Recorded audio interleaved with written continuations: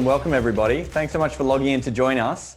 I'm speaking to you from Stone and Chalk Adelaide from our studio. It's actually a freshly painted studio. Well, we didn't literally paint it, but we've put a whole lot of new bits and pieces in here to create this studio, and it's great to be speaking to you from here today.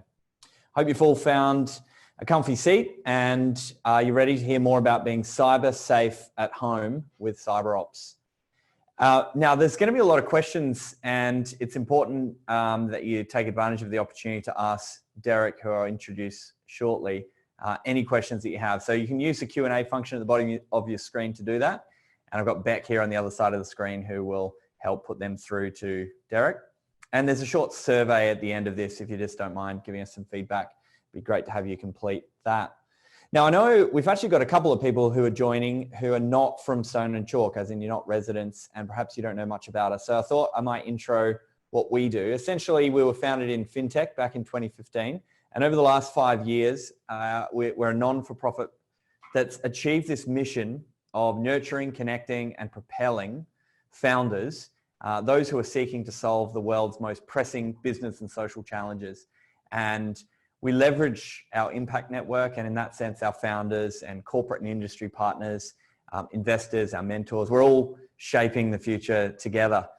And so we have this proven track record over the last 5 years of developing successful growth and support frameworks for founders in emerging tech. So it started in FinTech, but now we're in areas like space tech, prop tech, med tech, ag tech, cyber. And one of our favorite residents, of course, is Derek. And Derek, as the director and founder of CyberOps, brings a lot of accolades. He's a well sought after speaker across Australia, across a whole range of topics. And they include everything from kind of security systems architecture, information system management, security resilience, compliance management, IT operations. There's a long list. They can probably be summarized, Derek, into anything related to blockchain, to cyber safety, things related to critical infrastructure. And Derek, I might get you to come on and tell us a little bit more about CyberOps before we work our way through your presentation. Yeah, no problems at all. Look, the CyberOps has sort of been around for coming up on 4 years now. Both Daniel, the other principal, and myself have sort of got defence as well as commercial backgrounds. Both of us have worked in sort of consulting roles. Ernst & Young for over 7 years with myself. Used to be the security manager for Internode IONET for a number of years, and also dealing with a lot of international critical infrastructure people when working for the likes of EDS and others over the years. Daniel sort of 13 years or thereabouts with Cisco, working in the space team, in defence, and a whole range of other things. So we started the company to help people out, and likewise to share some of our experiences, make it easier for the small to medium, but still we do a lot of work with larger and project-based enterprise organisations as well. So more recently, we've been doing space situation awareness, and also we're currently writing the cyber security framework for defence for the small satellite or the new emerging space industry in Australia. So from a procurement and also knowledge perspective, the sorts of security things that we expect to see. Awesome. Well, it's great to have you on the call. And we're not going to tap into that deep level of expertise so much as some overarching principles and things we all need to be aware of. We ran a session in person as part of a series we're running with you. And we've weaved some of the feedback from that into this presentation. So there's some practical tips for you guys to take away as well. And at the end, we'll send out a recording and slides will be available as well. So don't sit there kind of feeling you have to furiously take lots of notes. We'll get those slides out to you. Take us away. Cool. All right. Just is that coming up okay? Yep, looks good. Excellent, excellent. All right. Look, today's session. I'll flick onto the next slide. But today's session's really looking at just giving a bit of an overview of what we're seeing the last few months and what we've seen historically around cyber attacks and methods. But also I'd just like to sort of touch on some of the things that we find from the industry perspective, what makes sense, and also the sorts of things that if you did at home or in your workplace, you're increasing your resilience, but you're also putting yourself in a better and safer cyber position. Some of the tips and tricks, we've got a few checklists that we will provide as part of the presentation material. The actual cybersecurity at home and in the business area, we've got a few subtleties around what that might look like. Also, some of the things that you might want to consider, obviously working from home at the moment, if that still is what you're doing, but also what you might want to consider when you leave home and go back to work. And let's face it, that's where we want to be. I want to start getting out the house and going and actually meeting people rather than Zoom and Teams chats. Did that spaceman get named after me? Is that what I see there? Yeah, right. That's the Dan Space Guy. Yeah. Love it. All right. So look, some of the attacks that we're looking at traditionally. So we're looking at things like the malware, account hijacking, targeted attacks against infrastructure, might be critical infrastructure, people, processes, and so forth. And we've sort of, that's sort of in the February and earlier in the year. But as we've come into March and into April, what we're seeing is that there's actually been an increase in the specific malware and account hijacking and also targeted attacks.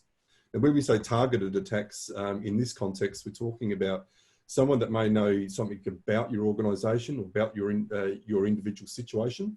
And things have changed a little bit given the COVID-19 issues, as well as the way that we're now working. So what we're seeing is that the malicious software, but also the people driving that, so the criminals, the nation states, have also changed their tactics to take up the opportunity to make more profit, of course, and that's where they come from, but also to get a better foothold while people are disrupted. And disruption can be just working from home, or do you know if the locks are still on your doors? Do you know if your alarm system's on? Has someone physically broken into the organisation and it plugged in something that you didn't want plugged in, or taken the laptops off the table?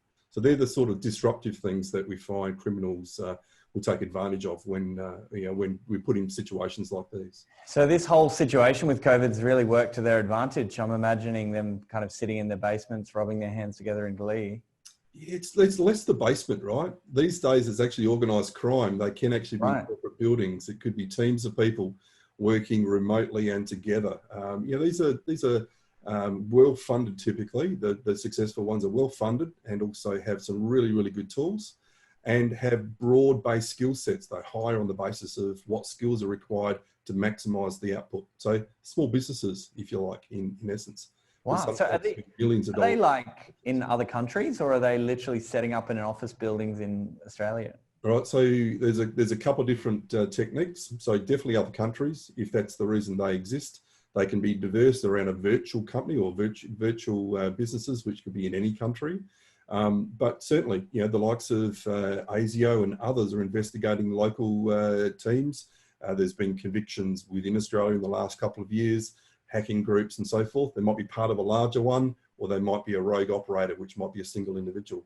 So it really depends on the motivation, and also depends on what profit they think they can make and why. So it does change a bit. Hmm. So sort of more recently, what we've seen is the targeted attacks have moved towards sort of, from a multiple individuals, company targets and those sorts of things, more to the specific individual. So what we call spear phishing, looking at attacks against social media and other areas, or Office 365 to be able to get onto OneDrive, compromise Outlook web access, which might give access to emails and other things as well.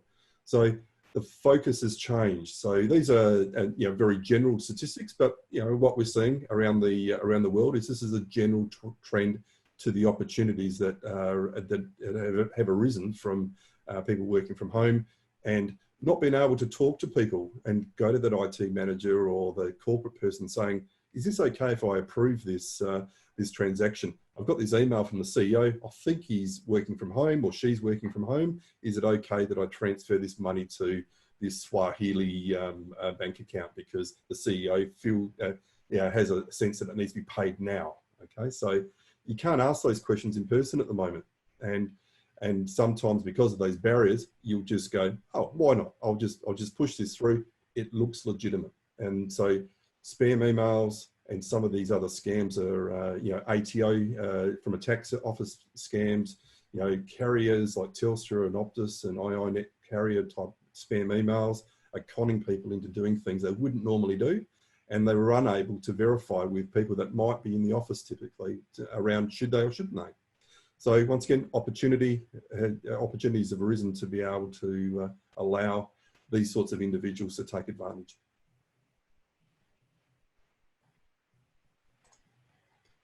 So I mentioned earlier, there's a bit of a hit list, if you like, of things that we typically suggest to organisations, and these can be adapted and adopted at home as well as in the workplace.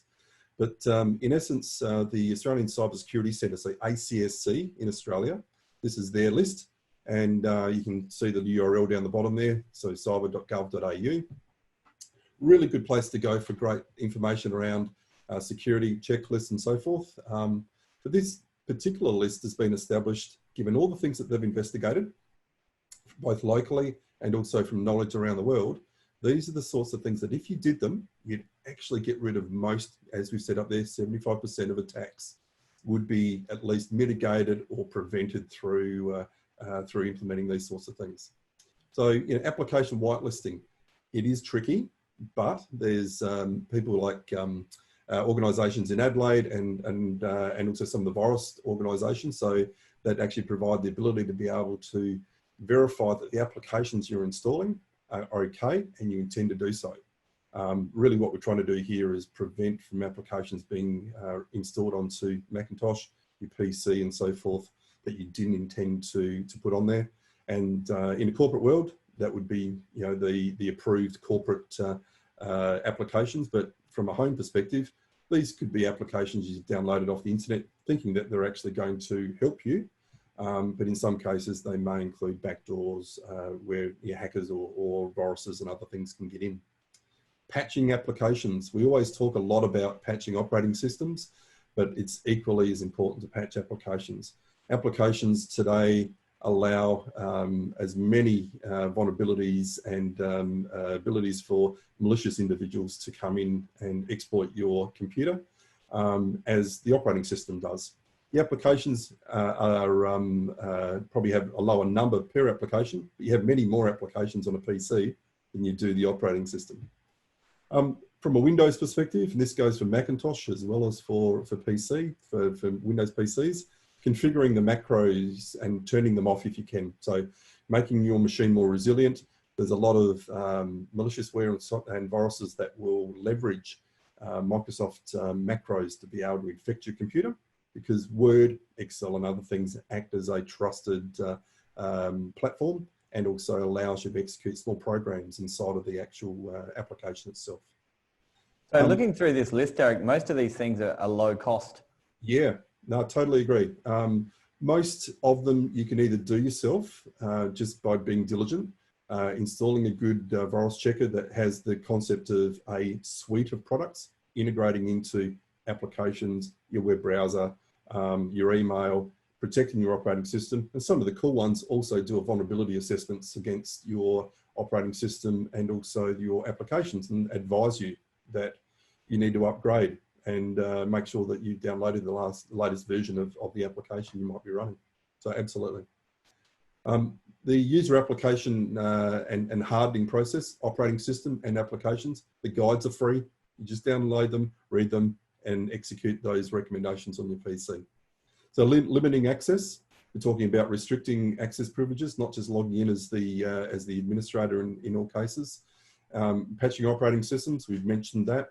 Multi-factor authentication is key today when it comes to any cloud or banking or sensitive applications, and more so these days in the business world, we're erring on the side of also putting multi-factor authentication in to log onto a PC.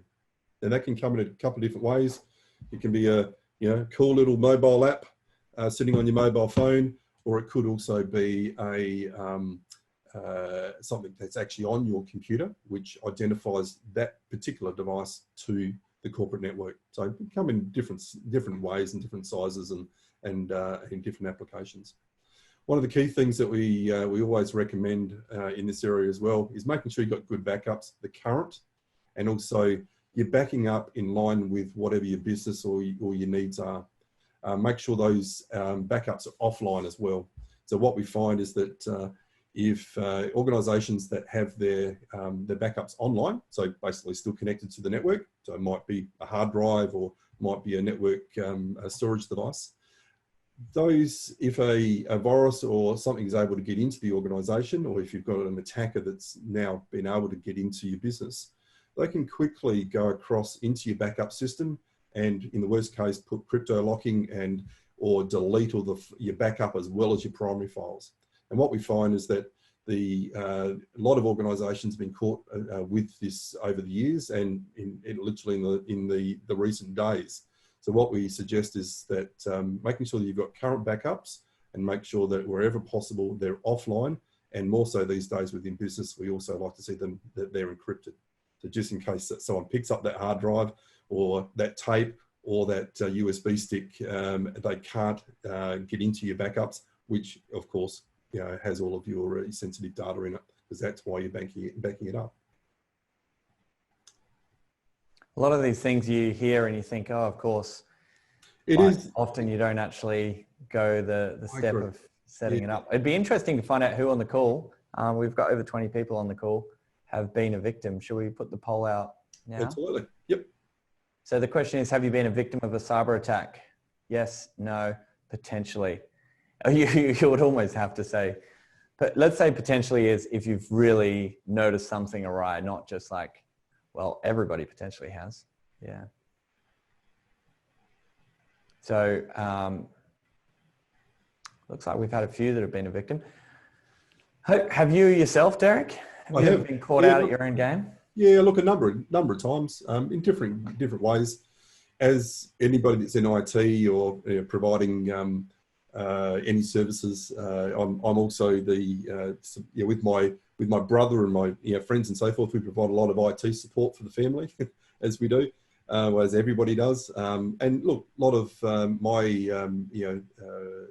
relations and friends, and likewise myself and my wife, we've been victims in different ways.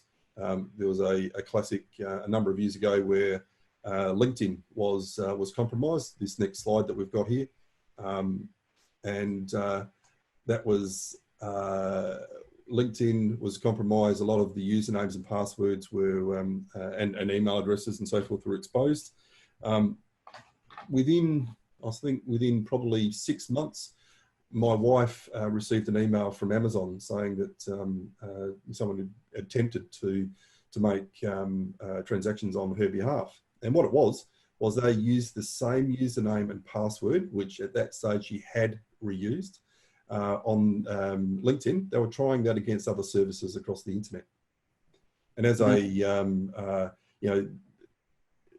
using the same password across sensitive areas or areas that might have been compromised, attackers will try to use those passwords and user IDs across other services for a range of reasons. Identity fraud's one, but trying to purchase things off of Amazon, and that could be any service, in fact. So I mean, of course, I can see with some of our residents there, ones that I know are working, that are on the call, that are working with other people's data. So there's that additional level of responsibility you have when you're a startup that's working with customer and user data. You could be hacked, but then that means that they can then get in and hack all of your users as well, potentially. So yeah, there's a bit of a thing that we mention quite often, which is around the particularly in research and startup companies. By the time you get good where you can actually start affording really good security, most of your intellectual property and also your secrets have already been stolen, because you're a researcher, you're just using that PC, using open Wi-Fi, using all those sorts of things. It's important to make sure that you've got security embedded in your process and really knowing what your family jewels or what your sensitive data is earlier in a business to make sure you protect it from day one, rather than only doing it once you're down the track and successful and making lots of money because Stone & Chalk's helped. Oh, yeah. Good to know. One of the things, just on that point, one of the things that we find is when compromised systems are found, or sorry, when systems are compromised around the world, there's a lot of money in sharing credentials, and there's quite a large on the dark web or the Tor network and also other networks. There's a lot of sharing, and also people will charge differing people for large databases of compromised credit card numbers, credentials, and so forth. So this service run in Australia, great guy. He has opened his own pockets to his consulting group, and actually has written an application which he receives a range of exploited credentials and databases from around the world when they become public, from a whole range of people, including myself. I have submitted some data breach data to these guys in the past. So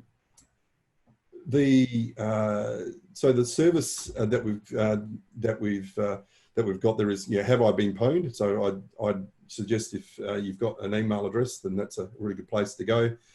Pop your email address in and identify if it's actually been detailed in any of the sessions or any of the exploits around the world. What it does is these guys have anonymized the traffic to the point where you can identify if your email address has been compromised, look at where it's been compromised. It might have been LinkedIn or something like that. And the logic that we go through is, have you used that same password where it's been exposed on another service? And potentially that service could be, by malicious individuals, be attacked.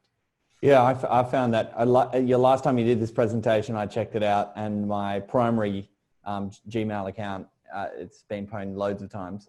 And then I went through my different accounts, and the more recent ones hadn't been.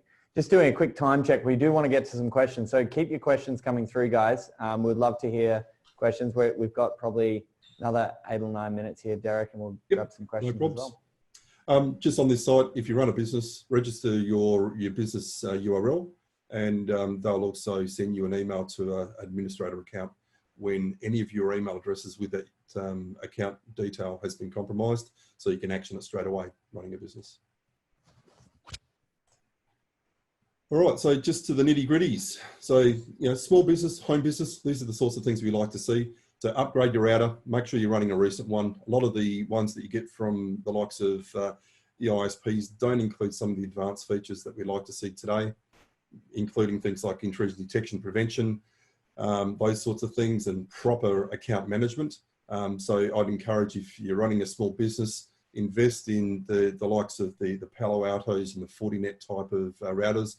That small to medium business devices provides so much more protection than the typical things you get from NBN or just the home routers. The sorts of things that we'd like to make sure that are switched off as well is universal plug and play, and also WPS, which is that wireless option to quickly get machines onto your network.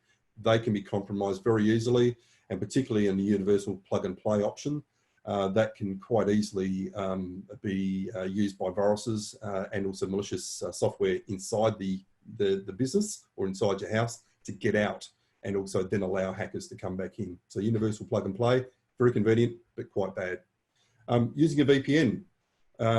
You can set up a VPN against your own home router if you've got a decent one. You should be using those sorts of techniques for your business anyway, but I'd encourage everybody to have a look and see if you can, and if you can, do it.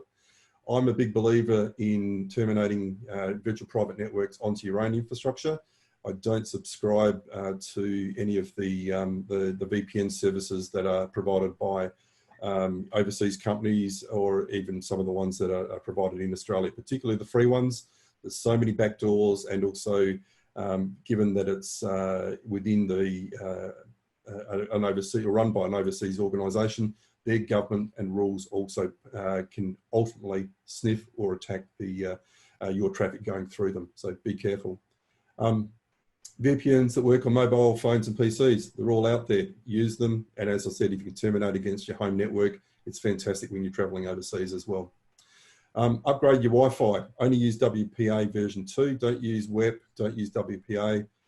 WPA version 2. If you're in a small business, use the enterprise version of that as well. WPS, we've mentioned a little bit above, can be cracked easily, and I envisage turn it all off as much as you can. That includes the multiple layers. There's 3 levels of WPS in most devices. Implement a guest network for your visitors at home and also at work. Don't allow them onto your core network. So, you know, if they're bringing a device into your house, it could be infected and it may hurt your business or your house.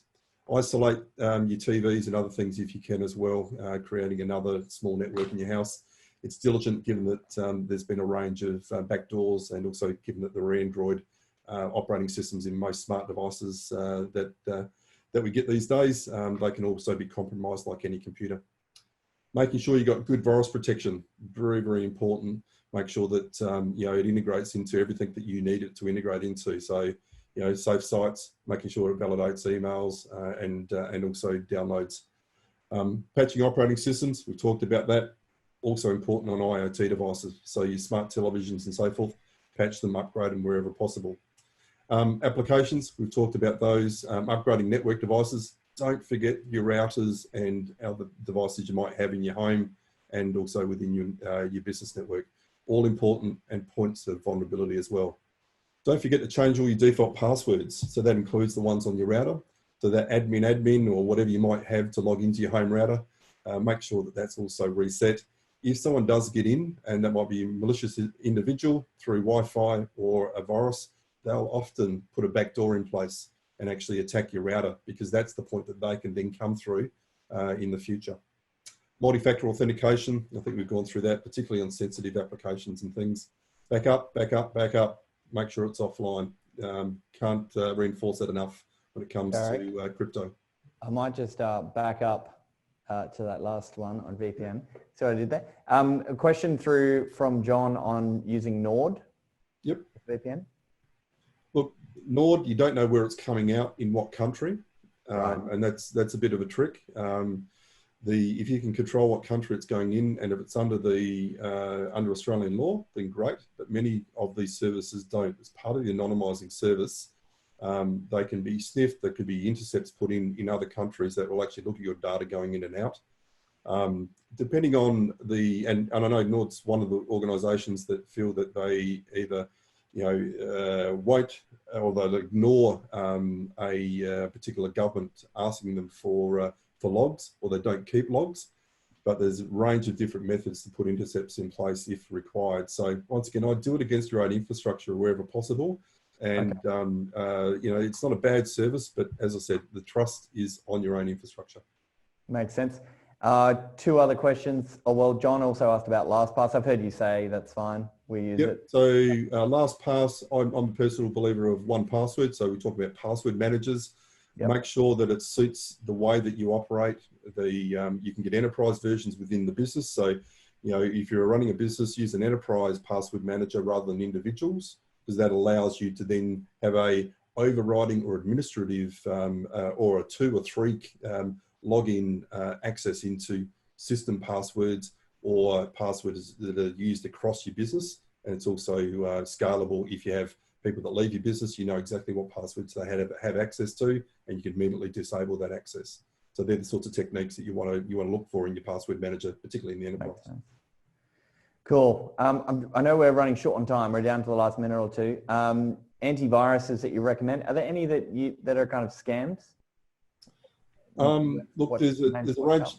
I'd always go for the well-known ones. In Australia, there's been a lot around things like Kaspersky. It's a great tool, but if you believe the industry, and particularly in the US and some of the Australian advisors, there are ways that, and if required, Russia and other countries could once again influence updates and things that go out to the PCs. You trust the country and also allies, so Five Eyes type countries. You trust the products and services that are provided by those organisations. So yes, the Symantec, and then those sorts of things. I usually run 2 or 3. the likes of Malwarebytes also run Windows PCs, the Clam AV and Clam XAV on Macs. There's a whole Symantec, there's a whole range of those good solid products that are out there. So I'm also a big believer in making sure your virus protection on Macs to make sure that you're a good citizen within. Macs don't get viruses, mate. That's why I have one. We don't. We're immune to those. Not as many, absolutely, but they do exist. And if you're sending an email through to a Windows community which has an infection in it, then you're helping the bad guys do bad things. Oh, it's kind of like COVID for healthy people. Correct. Got it. Perfect Yeah, analogy. exactly right. We're going to have to bring us towards the end. Were there any other points you wanted to I wanted to, and the slide pack will be made available. One thing I just want to highlight here is not from a business. So if you're a business, get a proper vulnerability assessment done. But for all home users, as a minimum, running a quick port scan. This does, from a quick high-level port scan of your house. It only does your IP address. I'd encourage everybody to have a really quick look at that and actually, do a quick scan of their business, but particularly the home network, and engage with with someone that can actually do a proper vulnerability assessment for businesses. Great. We'll pop that. Well, I mean, you can get the slides after this, Yep. and we can pop that on the Slack as well. For all the residents, of course, you have the added advantage of being able to stop Derek whenever he goes for a coffee and get him. And I'm on Slack as well for the Insight guys. So. Yeah, we'll finish with the poll. Beck, did you want to pop up the poll? How do you find it easy to get advice on cyber safety? Interested to hear what people think about that. Thank you everyone for joining us. We're always looking to get some feedback, so please fill out the survey. Let us know your thoughts on it. I know a few people had to bounce early and said it was good to see your face, Derek. Notably, they didn't say the same about me, so there's a tip for you. And Keith asked this question: what's the most elaborate scam you've seen, or nearly caught you out that we should watch out for? I've seen some. Look, I think it's the spam. It's the spam ones, right? The ones that actually look really, really legit. They've used good English, so they've paid an interpreter. They've sent it directly to you, so a spear phishing attack. It looks like they've done the reconnaissance. They worked out who you are and what you do, so it feels like it's something that you should say yes to. I've been in a situation where I've got very close to doing things and opening things up, very early in my career. It's typically the ones that actually look legit, the ones that you think, because I'm a trusting guy. I try to be. I'm paranoid, yes. Security, yes. But I'm primarily trusting, as all Australians are, right? Yeah, we're a trusting bunch, and it's good to have people like you amongst us to warn us of what to watch out for. We're going to wrap it there. Thanks so much for joining us, Derek. We didn't get to hear some of the stories of the terrible stuff that's out there on the dark web like last time, but I'm sure you're always available for them. Yes. Still getting nightmares about that. Thank you everyone for joining us. Please fill out the survey and join us for our next event. And you can find those on Twitter. Just follow us at Stone and Chalk, or of course the emails, any of the other social media like LinkedIn, and residents. We'll see you on Slack. Thanks everyone for joining. Cheers.